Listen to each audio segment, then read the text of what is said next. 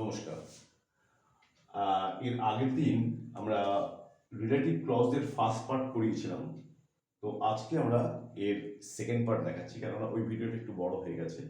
ওকে, তো আমরা আগের দিন অ্যাডভার্বিয়াল অ্যাকুজিটিভ 5 পর্যন্ত দেখিয়েছিলাম, আর আজকে আমরা দেখাবো প্রথমে সুপারলেটিভ অ্যান্টিসিডেন্ট। এটা ই ফর অ্যান্টিসিডেন্ট দেখিয়েছি, সুপারলেটিভ অ্যান্টিসিডেন্ট আর তার সঙ্গে দ্যাটের রিলেশন।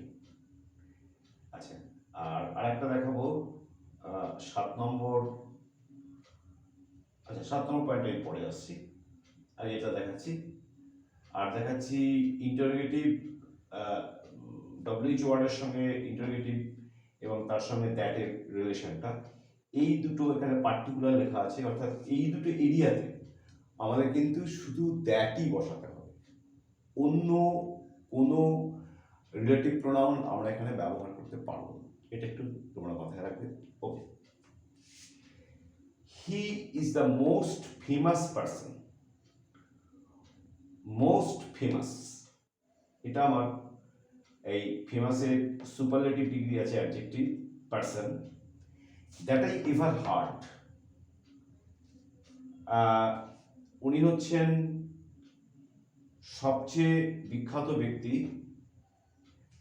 যার কথা আমরা এখানে যে লেখা আছে আই হ্যাভ এভার হার্ড, কখনো শুনেছি। তো এইভাবে বললে মানেটা একটু তোমাদের নিতে অসুবিধা হবে, এটার যা সেন্স আমি এবার সেটা বলছি। হি is the most famous person that I ever heard. উনি হচ্ছেন সবচেয়ে বিখ্যাত ব্যক্তি যার থেকে ভালো কারোর কথা আমি কখনো শুনিনি। সেন্সটা কিন্তু এরকম, যদি ইংরেজিতে লেখা আছে দ্যাট আই এভার হার্ড, কখনো শুনেছি, মতলব হচ্ছে যার থেকে বেশি ভালো কারোর কথা আমরা শুনিনি বা আমি শুনিনি। Next, this is the saddest story. এই স্টোরি তার আগে একটা অ্যাডজেক্টিভ আছে স্যাড, তার superlative degree saddest. This is the saddest story, এটা হচ্ছে সবচেয়ে দুঃখজনক গল্প। That I ever heard seen, oh sorry, এটাকে একটু that I ever heard, that I ever heard, যে এমনই দুঃখজনক গল্প এটা যে যার থেকে বেশি দুঃখজনক কোনো গল্প আমি শুনিনি। এটাকে এইভাবে একটু আনতে পারি, সেটা হচ্ছে এদিক থেকে এদিকে একটু আনা যায় সেন্স করে। হি is the most famous person that I have ever seen. উনি হচ্ছেন সবচেয়ে বিখ্যাত ব্যক্তি যার থেকে ভালো কারোর কথা, যার থেকে ভালো কাউকে আমি এর আগে দেখিনি। মিনিংটা কিন্তু এরকম একটা খেয়াল রাখবেন। Next, this is the best. এখানে একটা নাউন আছে, নাউনটা আন্ডারস্টুড করা হয়েছে। This is the best that we can do. এটা হচ্ছে সবচেয়ে ভালো, ওয়ার্ড ধরে নিই, উই ক্যান ডু ওয়ার্ক, সবচেয়ে ভালো কাজ যা আমরা করতে পারি। Shakespeare was the greatest dramatist that we ever hard. Shakespeare ছিলেন পৃথিবীর সবচেয়ে ভালো বা বিখ্যাত ড্রামাটিস্ট, যার থেকে ভালো আর কোনো ড্রামাটিস্টের কথা আমরা শুনিনি। এখানে লক্ষ্য করেছি উই হ্যাভ হার্ড লিখেছি, সরি উই এভার হার্ড লিখেছি, অর্থাৎ পাস্ট ইনডেফিনিটে লিখেছি। এটা কিন্তু ছিল I have ever heard, that is এটা প্রেজেন্ট পারফেক্টে ছিল। তো এখানে প্রেজেন্ট পারফেক্টে দাও বা পাস্ট পারফেক্টে দাও, ওতে কিছু যায় আসে না। ওকে, নেক্সট, হু, এটা গেল আমার এইটার উপরে সুপারলেটিভ অ্যান্টিসিডেন্ট, এগুলো সব অ্যান্টিসিডেন্ট। এটা অ্যান্টিসিডেন্ট, এটা অ্যান্টিসিডেন্ট। নেক্সট সেন্টেন্সে নাউনটা আন্ডারস্টুড আছে, সেটা অ্যান্টিসিডেন্ট। এখানে ড্রামাটিস্ট অ্যান্টিসিডেন্ট, আর এগুলো আমার সব এর respective relative pronoun that. Next, এবার আমরা আসছি এইটায় ইন্টারোগেটিভ ডব্লিউএইচ প্লাস দ্যাট। যখন ইন্টারোগেটিভ ডব্লিউএইচ আসবে তারপরে কিন্তু আমাদের দ্যাটটাই বসবে, সেখানে কিন্তু আর আমরা অন্য কোনো রিলেটিভ প্রোনাউন বসাবো না। হু দ্যাট শ হার, এটা clause. Who that saw her did not pity her, asking আছে। কে সে যে তাকে দেখেছিল, ডিড নট পিটি হার, তার উপরে কোনো রকম দয়া বা করুণা করেনি, অর্থাৎ তাকে যেই দেখেছে সেই তাকে করুণা করেছে, সেই সেন্সটার মধ্যে আছে। হু দ্যাট শ হার, কে যে তাকে দেখেছে, ডিড নট পিটি হার, তার উপরে করুণা করেনি। কে সে যে তাকে দেখেও করুণা করেনি, সেই সেন্সটা এখানে আস্কিং এর মধ্যে আছে। Next, who am I that should object ইট, এখানে হু এর পরে অ্যাম বসিয়েছি, লক্ষ্য করো, কেননা হু হু এটাকে বলে কমপ্লিমেন্ট, এটা সাবজেক্ট, এটা কমপ্লিমেন্ট, কমপ্লিমেন্ট এবং সাবজেক্ট দুটো সেম কেস হয়। তো এখানে আমাকে হু অ্যাম আই, এই আই অনুযায়ী এখানে অ্যাম বসেছে ভার্ব। হু অ্যাম আই, আমি কে যে শুড অবজেক্ট ইট, এটার বিরোধিতা করব। এখানে আর একটা একই রকম ভাবে লেখা যায়, সেটা কিন্তু হয়ে যায় অ্যাডভার্বিয়াল অ্যাকুজেটিভ, যেমন এটাকে লেখা যায় who am I that I should object it, তখন কি হয়ে যায়, এটা রিজন সেন্স বুঝিয়ে যায়। আমি কে, হু অ্যাম আই, যে আই শুড অবজেক্ট ইট, যে কারণে আমি এটার বিরোধিতা করব, তখন এখানে একটা আই আমাকে বসাতে হবে। আর নর্মাল কন্ডিশনে আমার এটাই হচ্ছে শুডের সাবজেক্টিভ ওয়ার্ড। তাহলে তোমরা মানে এটা বুঝতে পারলে, আমি কে যে এটার আপত্তি করব। আর এখানে হচ্ছে হু অ্যাম আই, আমি কে যে কারণে আই শুড অবজেক্ট ইট, আমি এটার আপত্তি করব। Next, what is it that troubles you so much, ব্যাপার, এটা কোন ব্যাপার যে ব্যাপারটা তোমাকে এত ট্রাভেল দিচ্ছে, এত অসুবিধা দিচ্ছে।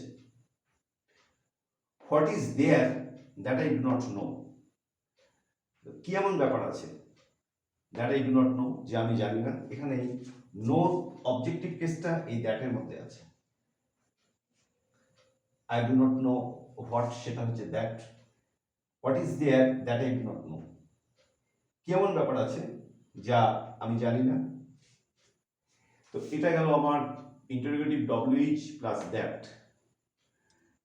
আশা করি তোমরা এগুলো বুঝতে পেরেছো, এবং এখানে অবশ্যই মনে রাখবে যে যখন আমাদের অ্যান্টিসিডেন্টের আগে সুপারলেটিভ থাকবে, অ্যান্টিসিডেন্টের আগে সুপারলেটিভ, অথবা ডব্লিউএইচ ইন্টারোগেটিভ, যেখানে ডব্লিউএইচ গুলো ইন্টারোগেটিভ থাকবে, তারপরে যদি কোনো ক্লজ টানতে হয় সেটাকে আমাদের অবশ্যই দ্যাট দিয়ে টানতে হবে, এটাই এর বিশেষত্ব। ওই জন্য এখানে পার্টিকুলার লেখা আছে কথাটা। তো এটা গেল আমার 6 নম্বর। এবারে আমি আসছি, 6 নম্বর হয়ে গেল। এবারে আমি আসছি 7 নম্বরে। 7 নম্বরে all, the same, any, none, nothing, the only, এদের পরে আমাকে যদি কোনো ক্লজ টানতে হয় সেক্ষেত্রে বেশিরভাগ সময় দ্যাট দিয়েই টানতে হবে। Example, all is not gold that glitters, এই অল এর রিলেটিভ প্রোনাউন দ্যাট, এখানে দ্যাট আছে nominative case. All is not gold that glitters, তা সবই সোনা নয় যা চকচক করে। হি ইজ দ্য সেম পারসন, এই যে the same, he is the same, all the same. He is the same man that he has bin, he is the same man that he has বিন, এই দ্য সেম ম্যান অর শুধু ম্যানটা হচ্ছে antecedent. এই দ্যাটটা কিন্তু এই দিকের না subject না object. এবার তাহলে তোমরা প্রশ্ন করবে, তাহলে দ্যাটটা কি? দ্যাটটাকে বলা হয় কমপ্লিমেন্ট, এই জন্য আমি এখানে বড় বড় করে লিখে রেখেছি। দ্যাটটাকে বলা হবে complement. He is the same man, ও হচ্ছে বা উনি হচ্ছেন একই ব্যক্তি, that he has been, that is যে লোকটা আগে ছিল।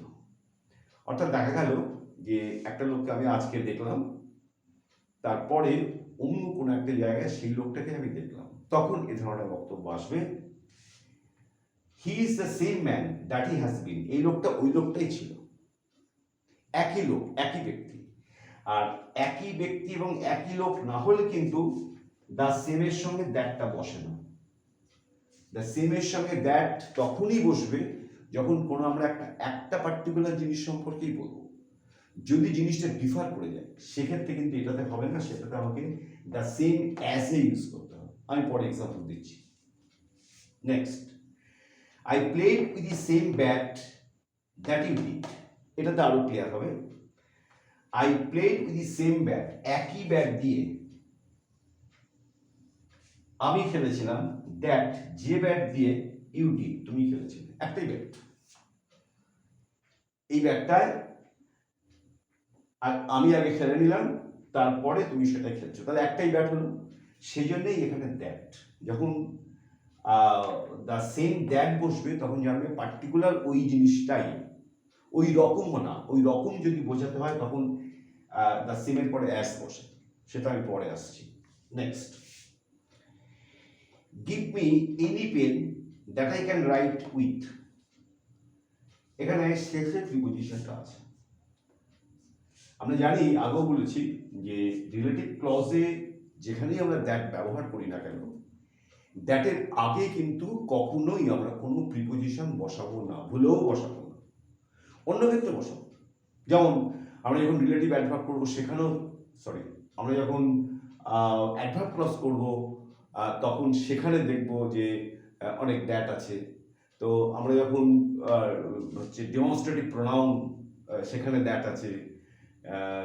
তারপরে আমাদের এরকম অন্যান্য যে কোনো জায়গায় অন্য দ্যাটে, রিলেটিভ প্রোনাউন বাদ দিয়ে অন্য জায়গায় যেখানে দ্যাট বসবে তার আগে প্রিপোজিশন কাম করতে পারে। তো সেটা ছাড়া এই রিলেটিভ প্রোনাউনের আগে কখনোই দ্যাট বসবে না, সেক্ষেত্রে দ্যাটটাকে আমাদের পিছনে নিয়ে চলে যেতে হবে। যেমন আমরা এখানে নিয়েছি, গিভ মি এনি পেন, আমাকে যে কোনো একটা পেন দাও, we that I can right, যা দিয়ে that I can write with, যা দিয়ে আমি লিখতে পারি। তাহলে যার সাহায্যে বা যা দিয়ে, উইথটা কিন্তু পেছনে চলে আসবে, কখনোই দ্যাটের আগে আসবে না। Next, there was none but ghosts that can talk। এটা আমরা এই নানের সঙ্গে দ্যাটের রিলেশন দেখিয়েছি। there was none but ghosts that can talk, ভূতরা ছাড়া ওখানে আর কেউ ছিল না যে কথা বলতে পারে। তাহলে আমার এই নানের রেসপেক্টে এই হচ্ছে নান অ্যান্টিসিডেন্ট, আর দ্যাট হচ্ছে তার রিলেটিভ প্রোনাউন। গেল, এখানে আর দুটো এক্সাম্পল আছে, এই পর্যন্ত আমার বেরিয়ে গেল। নাথিং আর only, it was not for nothing that he studied philosophy. এটা একটু ভালো করে লক্ষ্য করবে, এখানে দ্যাটের তলায় আমি লিখে রেখেছি অ্যাডভার্বিয়াল অ্যাকুজিটিভ। এটা কিন্তু রিলেটিভ প্রোনাউন না। রিলেটিভ প্রোনাউনের শর্ত কি, আগে আমার অ্যান্টিসিডেন্ট থাকতে হবে এর রেসপেক্টে। সরি আমি একটু ভুল বলেছি। রিলেটিভ প্রোনাউন হচ্ছে আমার আগের যে নাউন বা প্রোনাউন থাকবে তার রেসপেক্টে, আগে যে নাউন বা প্রোনাউন থাকবে তার রেসপেক্টে একটা প্রোনাউন আমাকে ব্যবহার করতে হয়। যেমন এখানে দ্য সেম ম্যান দ্যাট, কিন্তু এখানে আমরা দেখতে পাচ্ছি যে ইট ওয়াজ নট ফর নাথিং, এটা অকারণের জন্য নয়, দুটো নেগেটিভ ইউজ করা আছে। এটা অকারণের জন্য নয়, দ্যাট যে কারণের জন্য, হি স্টাডিড ফিলোসফি, সে ফিলোসফি স্টাডি করেছিল। এটা অকারণে নয়, যে কারণে সে ফিলোসফি স্টাডি করেছিল, অর্থাৎ তার ফিলোসফি, কেউ বলছে যে ও অকারণে ফিলোসফি স্টাডি করেছে।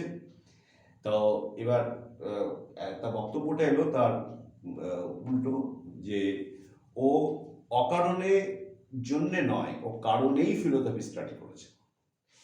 এখানে আমরা এই দ্যাটকে অ্যাডভার্বিয়াল অ্যাকুজিটিভ বলছি, কারণ দ্যাটটা এই পিছনে যেটুকু লেখা আছে তার ভেতরে না এটা সাবজেক্ট অর্থাৎ কেস নমিনেটিভ নয়, এর কেস অবজেক্টিভ নয়, এটা কমপ্লিমেন্টও নয়, এখানে যেমন কমপ্লিমেন্ট ছিল, এই তিনটের কোনোটাই এটা না।